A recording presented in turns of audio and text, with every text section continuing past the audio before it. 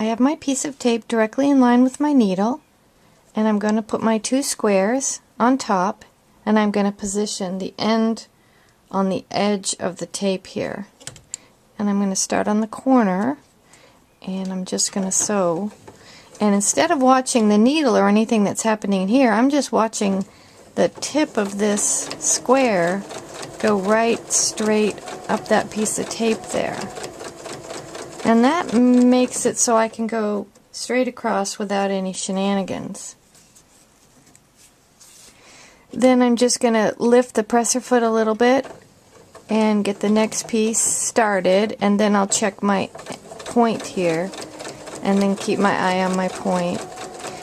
And you can do all of your squares that will become triangles chain sewed together like this, and you don't have to really stop in between. I like to do like 1 or 2 stitches in between. That leaves a little trail of thread, which is doesn't hurt the machine usually, and then I can have something to trim between.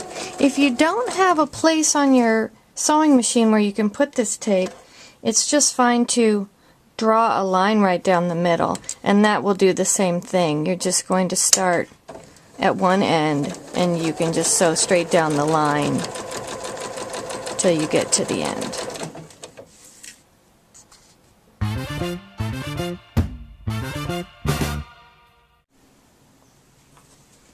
I can cut them apart quickly with my rotary cutter, and then what I want to do is cut away part of this triangle, leaving a 1/4 inch seam.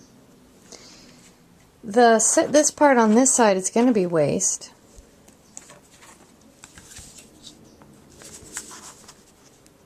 But if you're feeling tricky, you can turn those into little tiny triangles. But it's quick and easy just to rotary cut them all.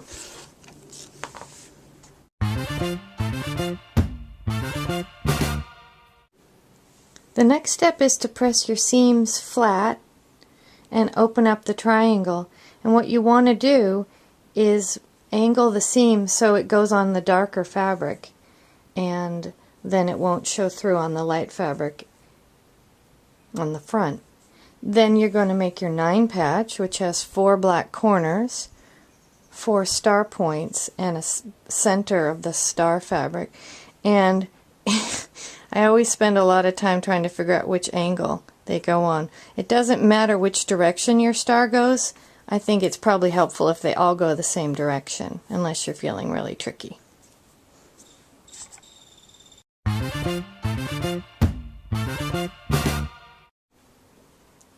I've stitched a 1/4 inch seam on the left side of the block, and now I'm just going to open the block up here, and I'm going to just stitch these ones down here, and that's the first and second sewing passes. The second row is sewn on, and I've left the little threads in between to attach them. You can remove them if you want for ironing. And what I've done is I've pressed it to the whole squares away from the triangles, and that way each of these seams will nest up and lay nice and flat. So I'm going to now sew this pass, and I'll be completed with my block.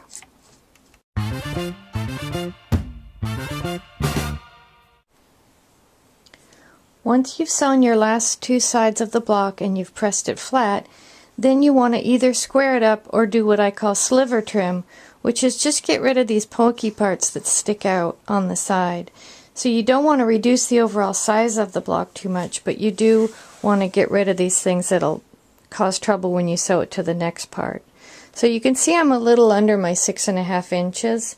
So that means that I sew with a little bit of a fat seam, and it means all my blocks will just be a little bit smaller.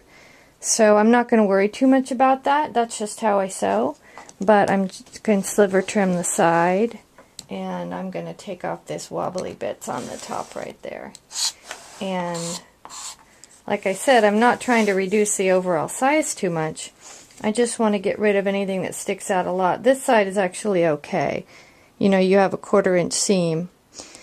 So you've got some more room to move. But I notice here that this part is sticking out quite a bit, so I'm going to just check this side here and probably square it up just a tiny bit. So I'll get rid of that bit right there. And then I'm ready to assemble my sets of star points to make a star section for my All-American flag quilt.